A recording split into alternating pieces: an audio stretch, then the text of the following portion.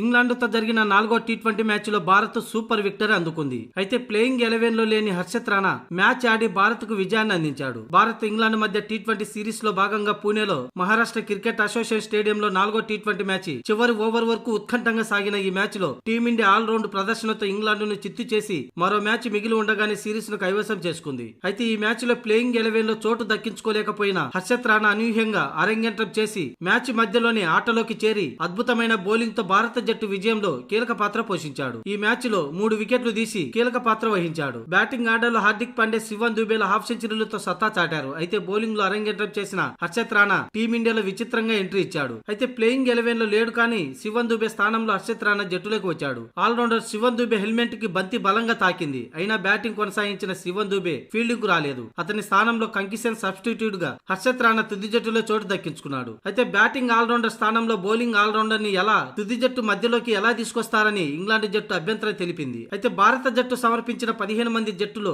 Pace all rounder గా హర్షత్ రాణా ఒక్కడే ఉండడంతో అంపైర్లు కూడా ఏం చేయలేకపోయారు. ఇలా కంకిసెన్ సబ్స్టిట్యూట్ గా ఎంట్రీ ఇచ్చిన హర్షత్ రాణా ఇద్దరు కీలక హిట్టర్లను అవుట్ చేశాడు. లియామ్ లివింగ్స్టోన్ అలాగే జాకబ్ బెత్తెల్ అవుట్ చేశాడు. మొత్తంగా ఈ మ్యాచ్ లో 3 వికెట్లు పడగొట్టాడు. ఇక మ్యాచ్ అనంతరం తన ప్రదర్శనపై అలాగే జట్టులో అనూహ్యంగా ఎంట్రీపై హర్షత్ రాణా స్పందించాడు. ఇది నాకు ఎప్పటికీ డ్రీమ్ డెబ్యూ. టీమిండియా బౌలింగ్ ప్రారంభమైన 2 ఓవర్ల తర్వాత నేను కంక్యూషన్ ప్రత్యామ్నాయంగా ఉండాలని టీం మేనేజ్మెంట్ తెలియజేసింది. ఒక్కసారిగా నేను షాక్ కు గురయ్యాను. ఆ తర్వాత వెంటనే సంతోషం కలిగింది. చాలా కాలంగా టీ20లో అవకాశం కోసం ఎదురు చూస్తున్న నాకు ఇది మంచి అవకాశంగా భావించి వికెట్లు తీశానని హర్షత్ రాణా తెలిపాడు. ఐపీఎల్ లో బౌలింగ్ బాగా చేశాను. అక్కడ ఫామ్ ని ఈ మ్యాచ్ లో కూడా కంటిన్యూ చేశానని హర్షత్ రాణా అన్నాడు.